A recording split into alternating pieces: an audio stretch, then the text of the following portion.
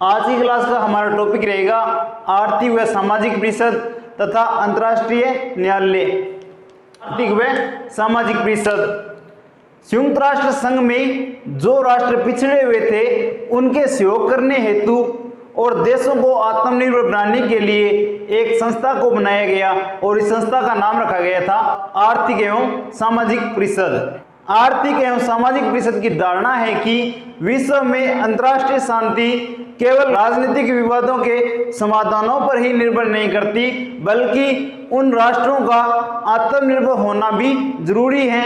उनका सामाजिक एवं राजनीतिक क्षेत्र में विकास होना जरूरी है।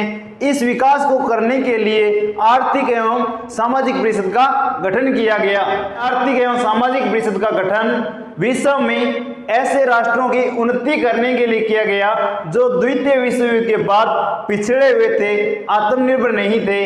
अतः इन देशों को आत्मनिर्भर बनाने के लिए, उनका सहयोग प्रदान करने के लिए आर्थिक व सामाजिक परिषद का गठन किया गया। अंतर्राष्ट्रीय शांति के लिए राजनीतिक विवादों का समाधान ही जरूरी नहीं, बल्कि इसके साथ साथ देश का विकास भी होना जरूरी है। अतः देश का विकास करने के लिए आर्थिक व सामाजिक परिषद का गठन किया गया। अंतर्राष्ट्रीय शांति के लिए राजनीतिक विवादों के समाधान के साथ उन देशों को उन्नति की ओर ले जाने के लिए आर्थिक व सामाजिक परिषद का गठन किया गया। यह संयुक्त राष्ट्र संघ का एक प्रमुख अंग है।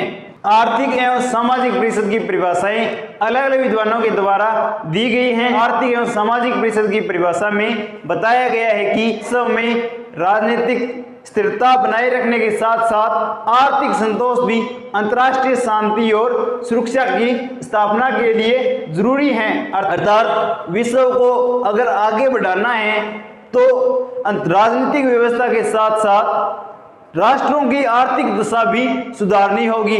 डेलेस के अनुसार आर्थिक एवं सामाजिक समस्याएं युद्ध के अंतर्निहित कारण हैं।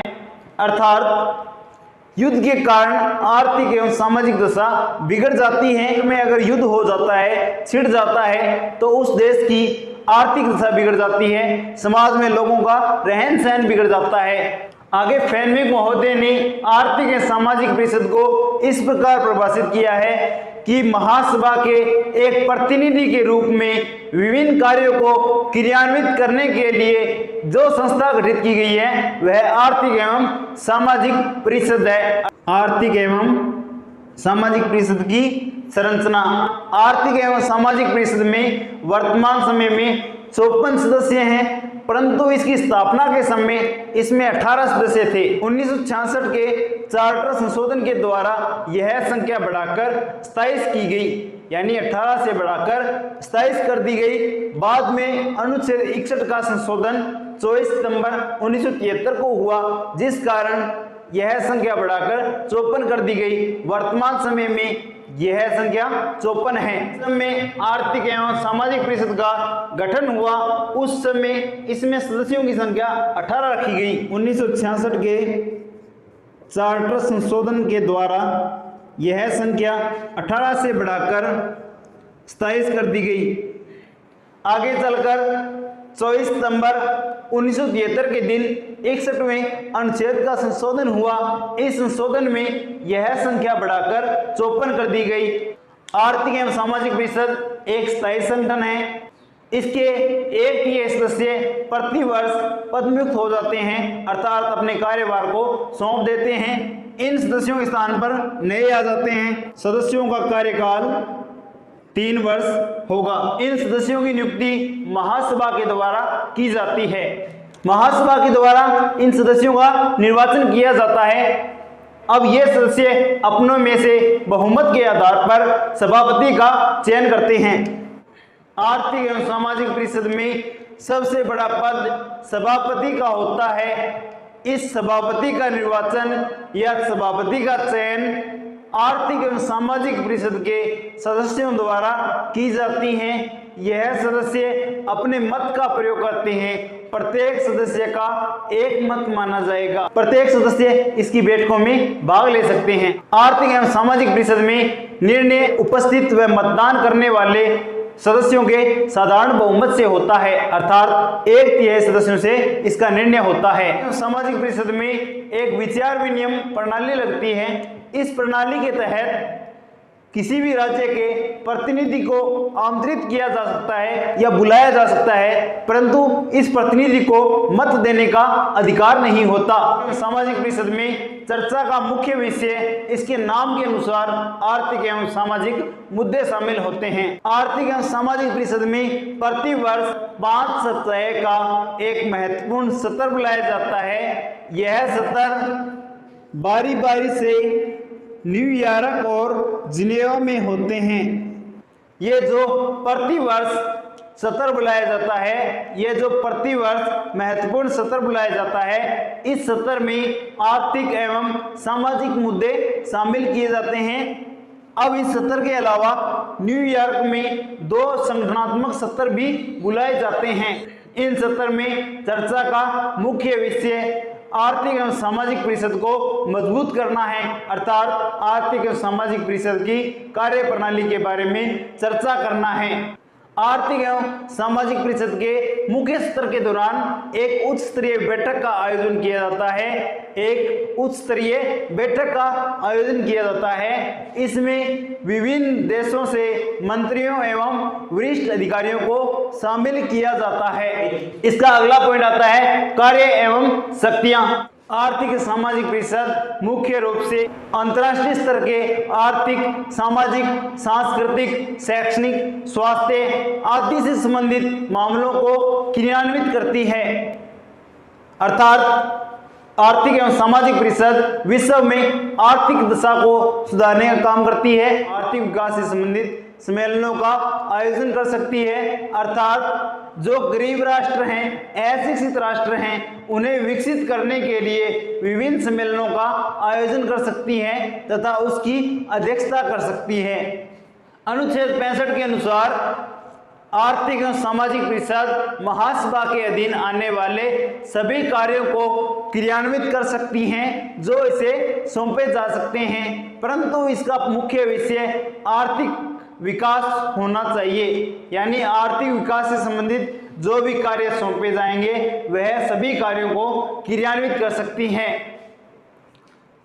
आर्थिक एवं सामाजिक परिषद इन सभी कार्यों के माध्यम से लोगों के जीवन स्तर में सुधार लाने का कार्य करती है, विभिन्न पिछड़े हुए राष्ट्रों को आगे बढ़ाने का कार्य करती है। इसके बाद संयुक्त राष्ट्र संघ का आखिरी अंग आता है अंतर्राष्ट्रीय न्यायालय।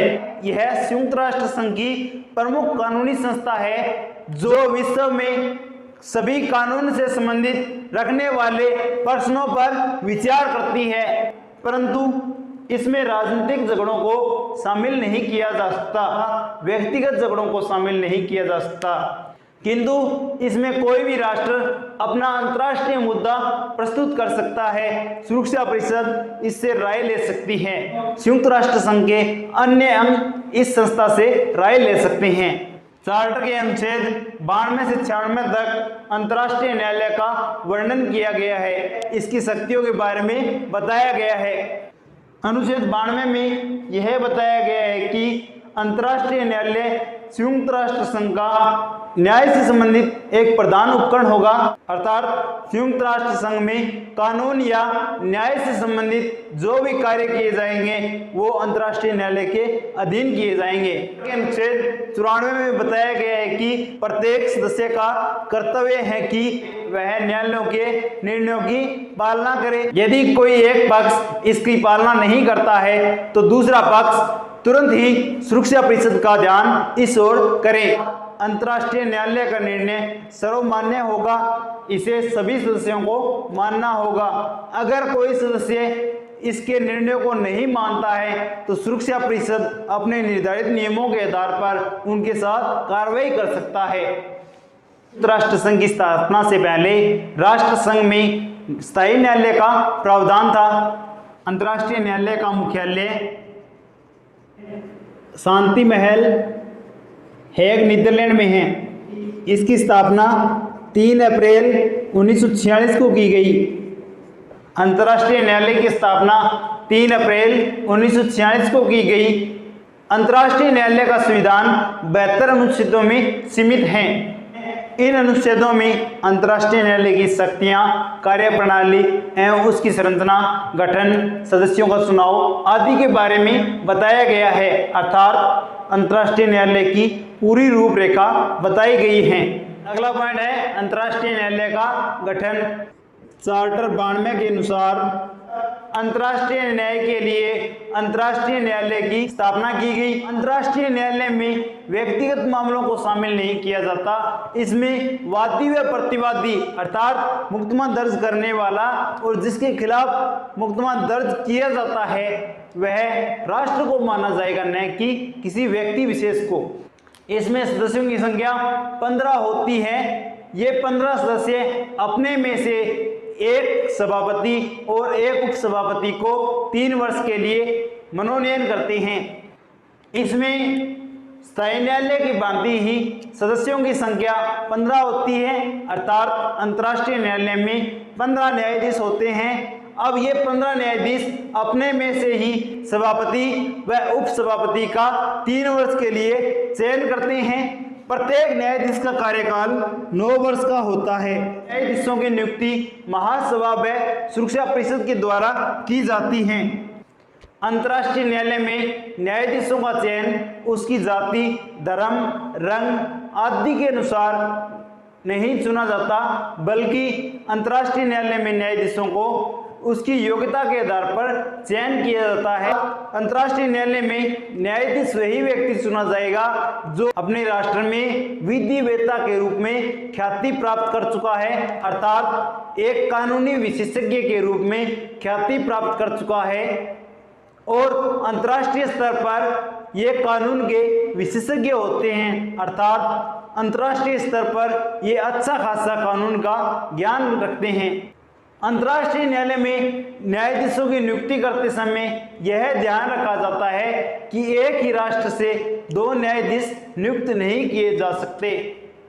न्यायाधीशों का चयन पुनः दूसरी बार भी हो सकता है। अंतर्राष्ट्रीय न्यायालय में विधान के अनुसार इन 15 न्यायाधीशों के अलावा कुछ अतिरिक्त न्यायाधीश भी चुने जा सकते हैं। पूर्ति के लिए 9 न्यायाधीशों का होना जरूरी है। यानी कहने का मतलब ये है किसी फैसले की सुनवाई करते समय 9 न्यायाधीशों का होना जरूरी है। अंतर्राष्ट्रीय न्यायालय में किसी भी फैसले का निर्णय बहुमत के आधार पर किया जाता है, अर्थात पहले उस फैसले की जांच पड़ताल की जाती है। अंतर्राष्ट्रीय न्यायालय में किसी फैसले की सुनवाई करते समय 9 न्यायाधीशों का होना जरूरी है।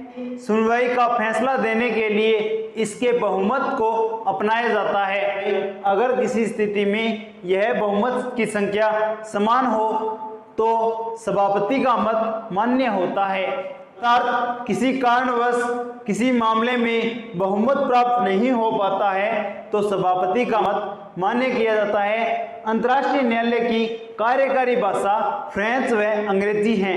इसके अलावा अन्य भाषाओं को अधिकृत भाषा के रूप में भी उपयोग किया जा सकता है। अंतर्राष्ट्रीय न्यायालय में जो भी मुकदमा पेश किया जाएगा वह किसी व्यक्ति का न होकर राष्ट्र का माना जाएगा।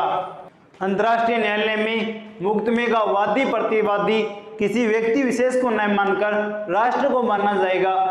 अगर कोई राष्ट्र संयुक्त राष्ट्र संघ का सदस्य देश नहीं है फिर भी वह राष्ट्र अपने मुकदमे की सुनवाई अंतर्राष्ट्रीय न्यायालय के समक्ष करवा सकता है, परंतु इसके लिए उसे महासभा के द्वारा बनाई गई नियमावली को मानना होगा। मुकदमे के खर्च का फैसला न्यायालय करता है। जितना भी मुकदमे में खर्च आता है उसका वहन संयुक्त राष्ट्र संघ करेगा। कोई भी मुकदमा जो न्यायालय के समक्ष पेश किया गया है उसमें जितना भी खर्च आया है उसकी सारी रूपरेखा न्यायालय तैयार करेगा। यह खर्च संयुक्त राष्ट्र संघ के सदस्य देश वहन करेंगे। महासभा के द्वारा इस खर्च का बंटवारा किया जाता है। अंतर्राष्ट्रीय न्यायालय में सभी मुकदमों की सुनवाई सार्वजनिक रूप से की जाती है। मुकदमे का फैसला खुली अदालत में पढ़ा जाता है और उस पर सभापति व रजिस्ट्रार के हस्ताक्षर होते हैं। किसी मुकदमे की सुनवाई के लिए कम से कम 9 न्यायाधीशों का होना जरूरी है। अंतर्राष्ट्रीय न्यायालय में किसी मुकदमे की सुनवाई विश्व में कहीं पर भी की जा सकती है। इसके बाद इसका अगला पॉइंट आता है न्यायालय के क्षेत्राधिकार। न्यायालय के क्षेत्राधिकारों को 3 भागों में बांटा गया है, अर्थात इसके माध्यम से बताया गया है कि अंतर्राष्ट्रीय न्यायालय के क्षेत्र किन क्षेत्रों में सीमित होंगे। इसका पहला क्षेत्राधिकार आता है ऐच्छिक क्षेत्राधिकार। इस क्षेत्राधिकार में अनुच्छेद 36 के अनुसार ऐसे सभी मामलों पर विचार किया जा सकता है जो संबंधित राज्य इसके समक्ष पेश करेंगे, अर्थात किसी भी राष्ट्र द्वारा इसके समक्ष मुकदमा रखा जाता है तो वह अंतर्राष्ट्रीय न्यायालय सुनवाई कर सकता है। इसके बाद अगला क्षेत्राधिकार आता है अनिवार्य क्षेत्राधिकार।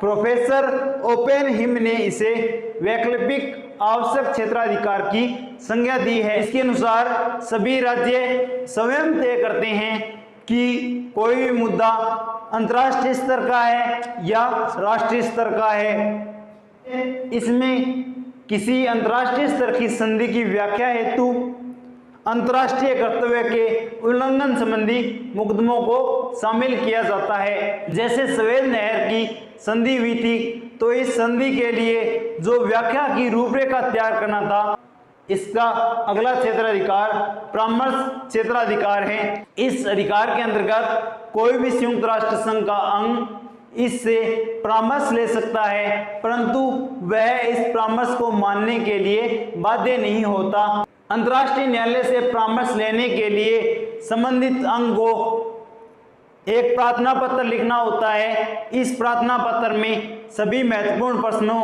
अर्थात किस विषय में परामर्श लिया गया है को सम्मिलित किया जाता है। परामर्श लेने के लिए पहले प्रार्थना पत्र न्यायालय के समक्ष पेश किया जाता है। इस प्रार्थना पत्र में संबंधित मुद्दे की प्रश्नों के बारे में बताया जाता है, अर्थात किस मामले में परामर्श लिया गया है इसके बारे में बताया गया है।